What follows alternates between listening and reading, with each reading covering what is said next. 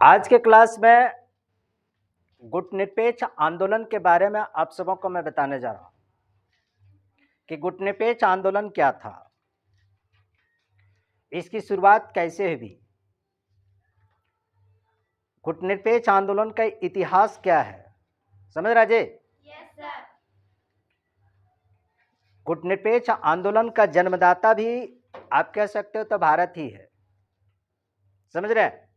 गुटनिरपेक्ष आंदोलन के जन्मदाता कौन? भारत ही है।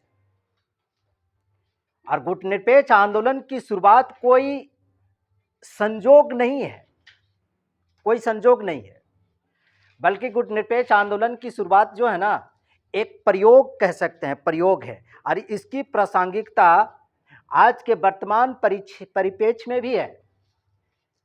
ऐसी बात नहीं है कि गुटनिरपेक्ष आंदोलन की शुरुआत द्वितीय विश्व युद्ध के बाद से होती है। तो आपके मन में यह सवाल उठता होगा कि क्या गुटनिरपेक्ष आंदोलन आज के परिप्रेक्ष्य में, आज के परिदृश्य में क्या प्रासंगिक है या नहीं है? इन सारे सवाल के जवाब आपको हम बताएंगे। समझ रहे हैं जी बात को? पहले समझिए कि गुटनिरपेक्ष आंदोलन होता क्या है। गुटनिरपेक्ष, नॉन एलिगमेंट मोमेंट, गुटनिरपेक्ष। द्वितीय विश्व युद्ध जब चल रहा था, समझिए बात को, पहले जब सेकेंड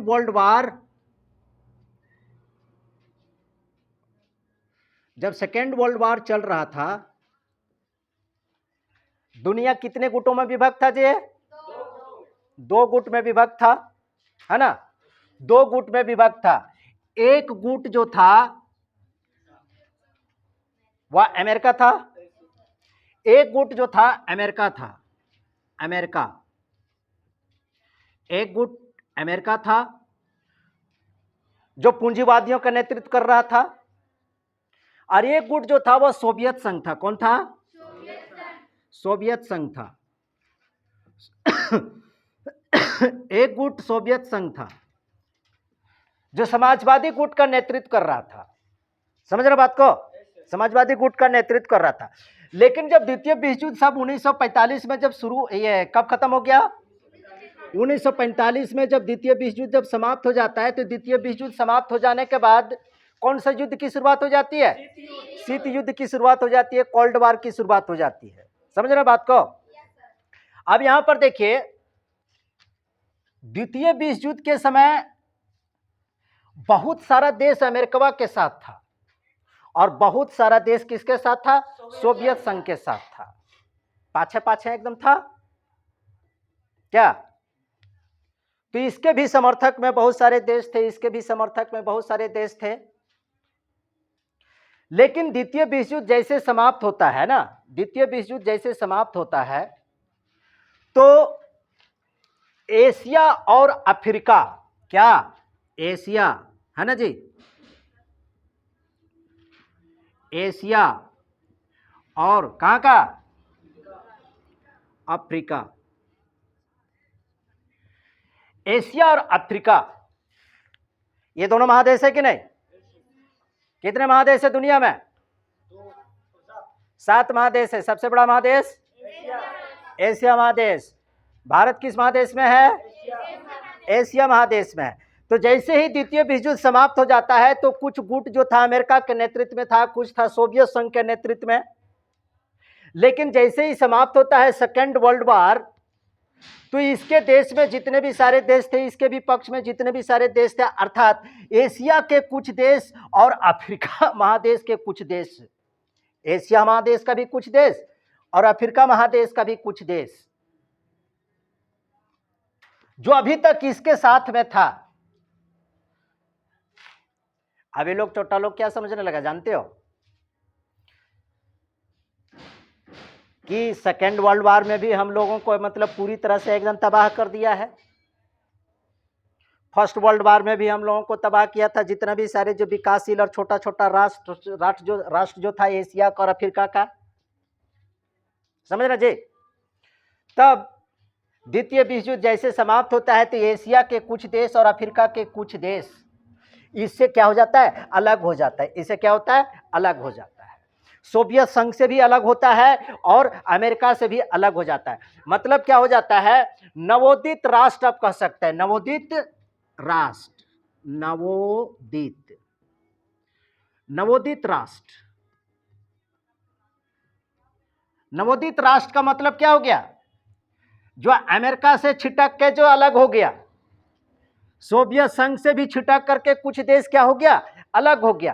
तो नवोदित राष्ट्र का मतलब क्या हो गया कि सब नया नया राष्ट्र लोग जो इसके चंगुल से और इसके चंगुल से क्या हो गया, अलग हो गया। समझ रहे जी, इसके भी चंगुल से नवोदित राष्ट्र लोग गया, इससे भी क्या हो गया, सब जो अलग हो गया, तो ये सारे देश क्या कहलाया, नवोदित राष्ट्र कहलाया। समझ रहे जी, नवोदित राष्ट्र है। नवोदित राष्ट्र का मतलब ये क्या कह सकते हैं उसको, नवोदित राष्ट्र मतलब ये जितने भी सारे जो देश जो थे नवोदित राष्ट्र में, सब के सब विकासशील देश था, कोई भी डेवलप कंट्री, कोई भी पावरफुल कंट्री नहीं था। सब कौन सा देश था, सब विकासशील देश था, जो उपनिवेशवाद से क्या हो गया था, स्वतंत्र हो गया था। उपनिवेशवाद से जो स्वतंत्र हुआ था, मतलब कौन कौन सा देश, एशिया महादेश के कुछ देश था, तो अफ्रीका महादेश का भी कुछ था, जो सोवियत संघ से भी छिटक गया और अमेरिका से भी क्या हो गया, छिटक गया। इसीलिए इसको क्या कह रहे हैं, नवोदित राष्ट्र। समझ रहे, नवोदित राष्ट्र। अब इन लोगों ने, चोटा ने इसको अपनी चिंता सताने लगा, अपनी चिंता सताने लगा क्या, कि अगर हम इसके चक्कर में रहेंगे, इसके चक्कर में रहेंगे, तो हमारा आर्थिक और राजनीतिक सारा चीज क्या हो जाएगा, नुकसान हो जाएगा। आर्थिक नुकसान भी हो जाएगा और क्या हो जाएगा, राजनीतिक नुकसान भी हो जाएगा। समझ रहे जी।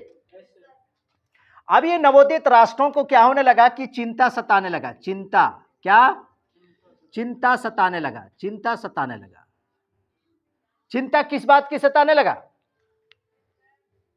कि इसके चक्कर और इसके चक्कर में द्वितीय विश्व युद्ध में जो हम लोग जो पिसाए हैं अभी तक, और मिला कुछ नहीं। आखिर युद्ध में धन दौलत खपत होता है कि नहीं, लोगों की जान जाती है कि नहीं जाती है। तो इन लोगों को चिंता सताने लगा कि इससे जब अब अलग हो गए हैं, तो इन लोगों के साथ अब जब्बे नहीं करेंगे। समझ रहे जी, चिंता सताने लगा। और इसमें सब कौन सा देश शामिल था, सब नवोदित राष्ट्र। और सब नवोदित राष्ट्र जो था, सब के सब क्या था, विकासशील राष्ट्र था, डेवलपिंग कंट्री था, कोई मजबूत कंट्री नहीं था।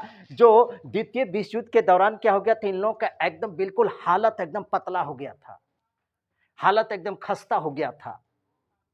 समझ रहे, तब इन लोगों ने क्या किया, एशिया और अफ्रीका के महादेश के कुछ देशों ने इससे सब क्या हो गया, अलग हो गया। सब जब अलग हो गया तो चिंता सताने लगा इन लोगों की, क्या, राजनीतिक, क्या, राजनीतिक चिंता और आर्थिक चिंता, क्या, आर्थिक चिंता। ये दो चिंता इन लोगों को सताने लगा कि अगर इन लोगों के साथ में अगर हम रहें भैया, तो हम बर्बादे हो जाएंगे। इसलिए अच्छा होगा इन लोगों से क्या हो जाओ, इन लोगों से अलग हो जाओ।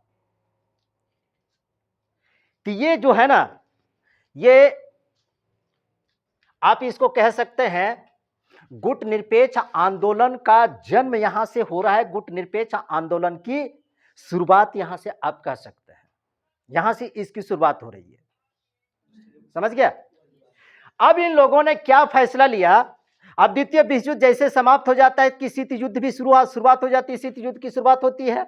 समझ रहे जी, शीत युद्ध की शुरुआत हो जाती है। जब शीत युद्ध की जब शुरुआत होती है, कौन सा, कोल्ड वार, शीत युद्ध की जब शुरुआत हो जाती है ना, शीत युद्ध जब शुरू होती है, शीत युद्ध जब शुरू होता है, तो ये सारे नवोदित राष्ट्रों ने क्या किया, शीत युद्ध के दौरान भी दुनिया दो ग्रुप में बटा हुआ था, तो शीत युद्ध के दौरान भी इन सारे नवोदित राष्ट्रों ने यही फैसला लिया कि भाई ना हम शीत युद्ध में ना ही अमेरिका के साथ रहेंगे और ना ही हम सोवियत संघ के साथ रहेंगे। मतलब हम किसी भी ग्रुप के साथ हम नहीं रहेंगे। इसमें भारत भी था, कौन था, इसमें भारत भी था, और इसकी अगुवाई कर रहा था कौन, इसकी अगुवाई भारत कर रहा था।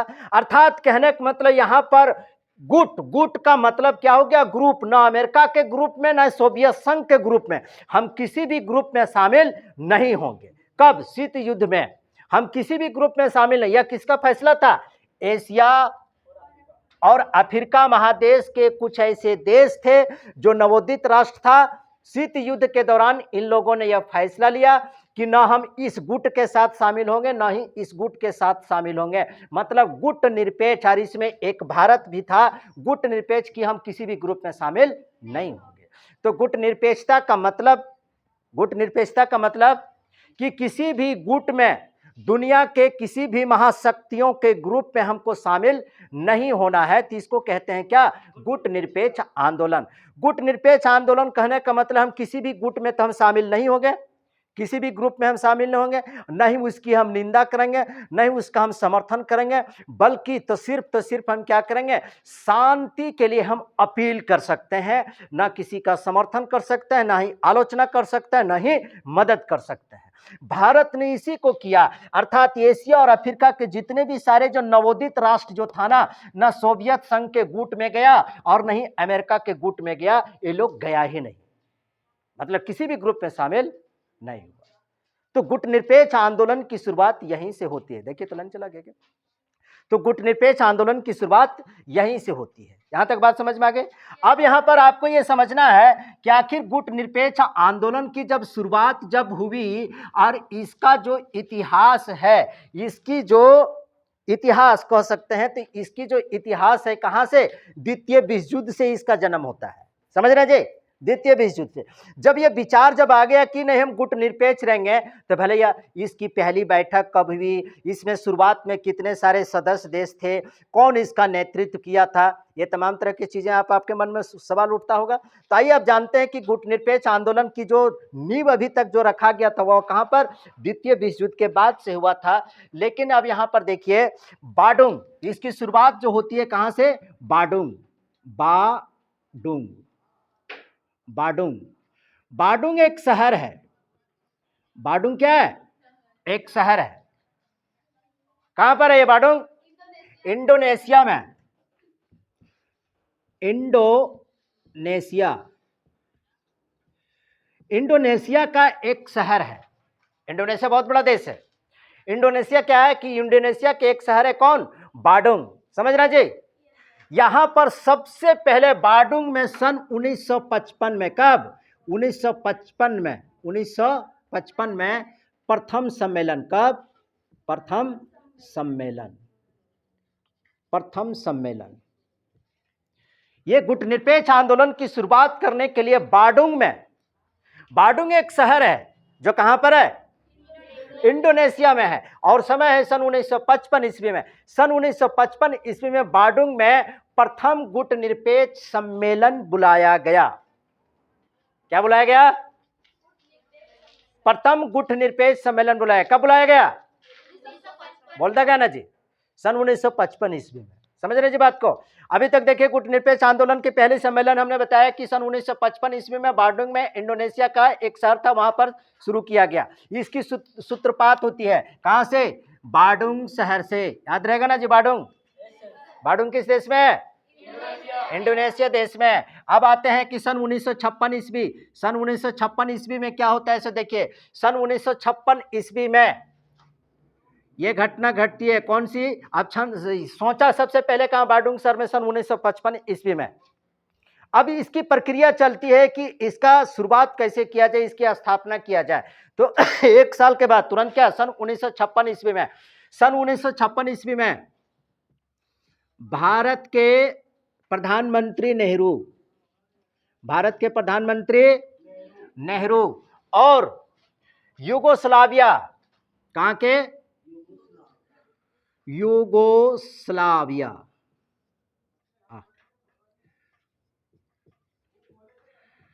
युगोस्लाविया के राष्ट्रपति मार्शल टीटो, कौन था? Marshal Tito, Marshal Tito. और मार्शल टीटो और मिस्र के राष्ट्रपति, मिस्र के राष्ट्रपति कौन थे? अब्दुल नासिर, अब्दुल नासिर। इन तीनों लोगों ने मिल करके, समझिए, इन तीनों लोगों ने मिल करके सन 1955 ईस्वी में, सन 1955 ईस्वी में भारत के प्रधानमंत्री पंडित जवाहरलाल नेहरू, यूगोस्लाविया के राष्ट्रपति कौन, मार्शल टिटो, और मिस्र के राष्ट्रपति नासिर, इन तीनों लोगों ने मिल करके, इन तीन ही देश के लोगों ने मिल करके, प्रमुख लोगों ने मिल करके क्या क्या चीज की स्थापना किया, गुट निरपेक्ष आंदोलन की स्थापना किया, गुट निरपेक्ष आंदोलन की स्थापना किया। समझ में आ रहा है जी? तो इस प्रकार से गुट निरपेक्ष आंदोलन की पहली सम्मेलन कब बुलाई गई? 1955 में। 1956 में भारत में गुट निरपेक्ष आंदोलन का नेतृत्व किसने किया? नेहरू ने। यूगोस्लाविया के राष्ट्रपति मार्शल टिटो, मिस्र के राष्ट्रपति अब्दुल नासिर, इन तीनों ने मिलकर के क्या बनाया? गुट निरपेक्ष आंदोलन की शुरुआत किया। समझ गया आगे जी? अब गुट निरपेक्ष आंदोलन की शुरुआत अब हो गई। सोचा कब? 1955 में बाडुंग में आकर के 1956 ईस्वी में इस आंदोलन की शुरुआत हो जाती है। ये देखो, हमने पहले बता दिया, ये कोई संजोग नहीं था, सब ये सब क्या है, सब ये सब प्रयोग किया गया है। समझ रहे हैं? ये सब प्रयोग किया गया। अब आगे आइए स्टेप में मैं बता रहा हूं। 1961 अब सब कुछ बन गया। 1961 में अब इसका सम्मेलन बुलाया जाता है। अब जब बन गया, गुट निरपेक्ष आंदोलन की जब शुरुआत हो गई, तो सन 1961 में कहां पर? बेलग्रेड। बेलग्रेड कहां पर? बेलग्रेड। बेलग्रेड एक शहर का नाम है जो कहां पर है? सर्बिया। सर्बिया। बेलग्रेड नामक शहर जो सर्बिया में, अर्थात सर्बिया की राजधानी कहां पर है? बेलग्रेड में। सर्बिया में इसका क्या हो जाता है कि प्रथम सम्मेलन, कब? प्रथम सम्मेलन किसका हुआ? बेलग्रेड में सन 1961 ईस्वी में सर्बिया नामक जो शहर है, देश है, वहां पर प्रथम गुट निरपेक्ष सम्मेलन आयोजित किया गया। समझ रहे जी? प्रथम गुट निरपेक्ष सम्मेलन 1961 में कहां पर हुआ? बेलग्रेड में हुआ। बेलग्रेड कहां पर है? सर्बिया में बेलग्रेड है। क्या कर रही है रे? इधर नहीं देख सकती है। सम्मेलन हुआ। अभी इस प्रथम सम्मेलन में आपके मन में अभी यह सवाल उठता है कि आखिर इसमें पहले कितना लोग शामिल हुआ होगा भैया? कुछ लोग तो शामिल हुआ होगा ना? कुछ अंदाजा लगा सकते हैं कि कितने लोग शामिल हुआ? सो 25 देश। सुन लो, भारत, लेकिन जो भी कहो, लेकिन भारत शुरुआत से ही बहुत होशियार रहा है, बहुत होशियार रहा है। ऐसे ही लोग इसको विश्व गुरु नहीं कहता है, कुछ तो किया है। समझ रहे हैं ना जी? भारत को इसीलिए विश्व गुरु कहते हैं। देखते हैं, भारत ने अपने स्वतंत्र विदेश नीति को लागू करने के लिए कहां से तीर चलाया है और कहां पर आकर के जख्मी किया है, इसे देख रहे हो? कहां 1955 और आज 2024। दुनिया के किसी भी देश की यह ताकत नहीं है आज भारत की विदेश नीति को लागू करने के लिए, कि भारत की विदेश नीति को आज वह कोई देश प्रभावित कर सकता है कि तुमने ऐसी विदेश नीति क्यों बनाई। दुनिया के किसी भी देश में अभी ऐसी इस प्रकार की ताकत नहीं कि भारत को रोक सके। भारत आज भी गुट निरपेक्षता का समर्थन करता है, आज भी गुट निरपेक्षता का समर्थन करता है। हमने पिछले क्लास में बताया था ना, रूस और यूक्रेन के बीच में जो युद्ध चल रहा है, भारत किसी के पक्ष में खड़ा हुआ क्या? नहीं खड़ा हुआ। जबकि रूस जो है भारत का एकदम परम मित्र है, भारत का सबसे भरोसेमंद अगर मित्र है दुनिया में, अगर कोई देश है ना, तो वह रूस है। लेकिन रूस कभी भी यह नहीं कह सकता है कि तुम मेरा साथ दो युद्ध में, मेरे देश में आप मुझे साथ दो युद्ध में। भारत तुरंत, क्योंकि वह इसलिए नहीं कह सकता है क्योंकि वह जानता है कि भारत गुट निरपेक्षता के सिद्धांत पर चलता है, कोई कह नहीं सकता है। अगर कोई कह भी दिया तो भारत सीधे कह देगा क्या? आपको पता नहीं है कि भारत की स्वतंत्र विदेश नीति है, भारत गुटनिरपेक्षता के सिद्धांत पर चलता है, तो कोई भी देश हस्तक्षेप नहीं कर सकता है। लेकिन भारत की नीति यह भी है कि अगर हमारे देश के ऊपर अगर कोई हमला करेगा, कोई आंख दिखाएगा ना, वो आंख दिखाएगा और हम आंखियां कोड़ देंगे। तो भारत की विदेश नीति ये है। भारत की विदेश नीति अभी बहुत ही स्ट्रांग है, बहुत स्ट्रांग है एकदम। इसलिए तो भारत स्वतंत्रता पूर्वक एकदम पूरी तरह से स्वच्छंदता से किसी भी नीति को लागू करता है। अभी इसकी जड़ यहीं से देखने को मिलती है, समझ रहा है? तो 1961 में बेलग्रेड में सर्बिया नामक शहर में प्रथम गुटनिरपेक्ष सम्मेलन बुलाया गया। समझ गया जी? प्रथम गुटनिरपेक्ष सम्मेलन बुलाया गया। अब जब प्रथम गुटनिरपेक्ष सम्मेलन बुलाया गया तो वर्तमान में उस वक्त की बात कर रहे हैं, कब? सन 1961 ईस्वी में। इस गुटनिरपेक्ष आंदोलन के समर्थक मात्र कितने देश थे जानते हो? 25 देश था। कितना देश था? 25 देश था। ये भी 25 देश जो है डरते डरते भारत का समर्थन किया था। गुटनिरपेक्ष आंदोलन की अगुवाई भारत कर रहा था। इसका जन्म जो है ना, गुटनिरपेक्ष आंदोलन का जन्म भारत में कह सकते हैं क्या? भारत ही है, इसकी अगुवाई भारत ने ही की है, पंडित नेहरू ने किए थे। लेकिन जब गुटनिरपेक्ष आंदोलन जब सन 1961 ईस्वी में सर्बिया में प्रथम सम्मेलन जब बेलग्रेड में जो हुआ, तो उस वक्त मात्र 25 छोटे छोटे देश इस आंदोलन का समर्थन किया था। 25 छोटे छोटे देशों ने इसका समर्थन किया था, ज्यादा देश नहीं था। अब शुरुआती दौर में मान लेते हैं कि 25 देश ने भी अगर गुटनिरपेक्ष आंदोलन का अगर समर्थन किया तो यह भी बहुत बड़ी बात थी, क्योंकि जितने भी सारा जो छोटा छोटा जो जितना भी जो देश था, पोठियन देश, पोठी समझता है ना, छोटका कातला कहते हो बड़का मछली को, पोठिया मतलब छोटका, वह बड़ होता है तो कातला रेहू बनता है ना। तो पोठियन देश छोटे इतनी गुट के इतनी चुकी जो देश था, ये सभी देश द्वितीय विश्व युद्ध के दौरान, प्रथम विश्व युद्ध के दौरान एकदम खूब कुचाया था, एकदम खूब कुचाया था। सब लंग लता पेट भाता सब बन गया था। लंग लता और पेट भाता का मतलब समझ दिया? लंग लता पेट भाता, कोनो भी देश के पास, सब तो एकदम विकासशील देश था। अभी इन सभी देशों के पास न खाने का, न पीने का, न रहने का, न और कुछ का, न दवाई, न हॉस्पिटल, शिक्षा, कुछ नहीं था। सब उन दोनों के चक्कर में सब चोटा लोग एकदम सब लुटा दिया था।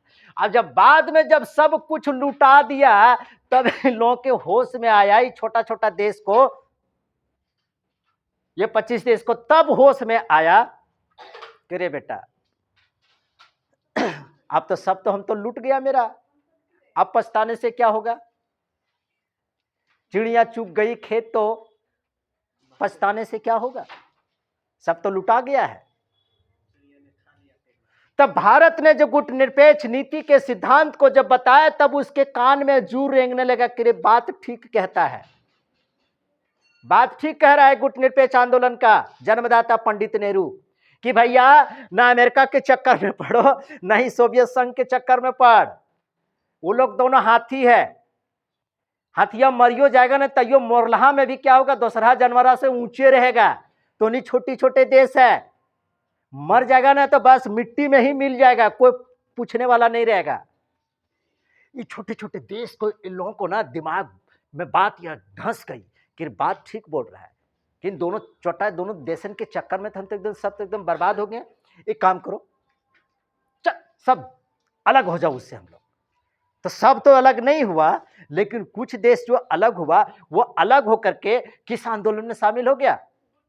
गुटनिरपेक्ष आंदोलन में शामिल हो।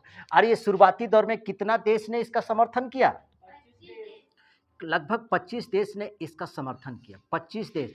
अब शुरुआती दौर में 25 देश ने समर्थन किया, यह भी बहुत बड़ी सफलता थी, बहुत बड़ी सफलता थी, समझ रहे जी?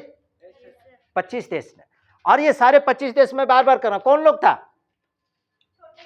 सब छोटकन देश है, सब भीख मांग के खा वाले, सब दलिदर देश लोग। और आज भी इन लोगों की बहुत बड़ी स्थिति, बहुत अच्छी स्थिति नहीं है। शुरुआत में कितना? 25 देश था। लेकिन अभी वर्तमान समय में कितना देश है गुटनिरपेक्ष आंदोलन के? वर्तमान, अरे क्या हो रहा है जी, वर्तमान में अभी गुटनिरपेक्ष आंदोलन के समर्थक देश कितना है? 120 देश है। समझ रहे जी? तो ये जो प्रश्न जो है ना, ये कॉम्पिटिटिव लेवल के लिए, जो कॉम्पिटिशन्स की जो तैयारी कर रहे हैं उसके लिए भी है ऑब्जेक्टिव क्वेश्चंस के रूप में, 11-12 की जो तैयारी कर रहे हैं उसके लिए भी है, और जो सेमेस्टर्स के ग्रेजुएशन की जो तैयारी कर रहे हैं उसके लिए, सबके लिए है। समझ रहे जी बात को? तो इस प्रकार से आपने देखा, मैं छोटा छोटा ऑब्जेक्टिव क्वेश्चंस के रूप में आप लोगों से मैं पूछ ले रहा हूं। बाडुंग शहर कहां पर है? इंडोनेशिया।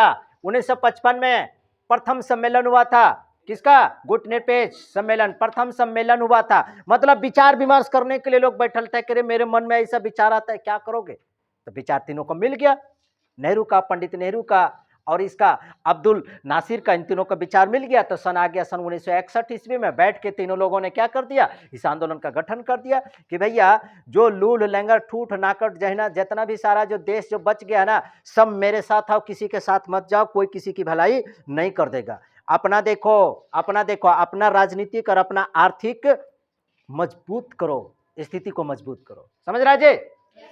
1956 ईस्वी में इसकी शुरुआत हो जाती है। 1956 ईस्वी में भारत के प्रधानमंत्री नेहरू, युगोस्लाविया के राष्ट्रपति मार्शल टिटो और मिस्र के राष्ट्रपति अब्दुल नासिर, इन तीनों ने मिलकर के किस आंदोलन का सूत्रपात किया?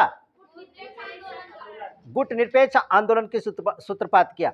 अब अगर कोई पूछ देगा नहीं, गुटनिरपेक्ष आंदोलन की सूत्रपात करने में इसका जन्मदाता, इसको जन्म देने में इसका मतलब जो विचार जो आया, इसमें 3 लोग था, नेहरू, मार्शल, नासिर, अब्दुल नासिर। तो अगर ऐसा प्रश्न आ जाता है कि गुटनिरपेक्ष आंदोलन का जन्मदाता कौन है, तब क्या कर सकते? तो भारत उसका नाम लेना, भारत।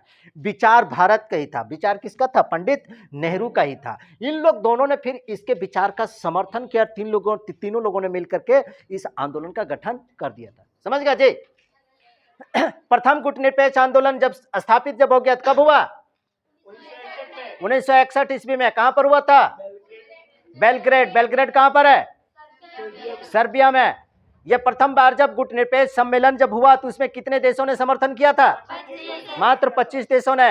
गुटनिरपेक्ष आंदोलन के अभी वर्तमान सदस्य देशों की संख्या कितनी है? 120 है। बात समझ में आ गए? तो ये था गुटनिरपेक्ष आंदोलन। अब इसमें आपका एक सवाल उठता है, क्या गुटनिरपेक्ष आंदोलन भारत के लिए अभी भी प्रासंगिक है? इसका कोई औचित्य है या नहीं है? एक अलग सवाल बनता है, जो कि मैं आपको अगले लेक्चर में आपको बताएंगे। प्रश्न याद रखिएगा, क्या गुटनिरपेक्ष आंदोलन भारत के लिए आज के वर्तमान परिप्रेक्ष्य में प्रासंगिक है या नहीं है?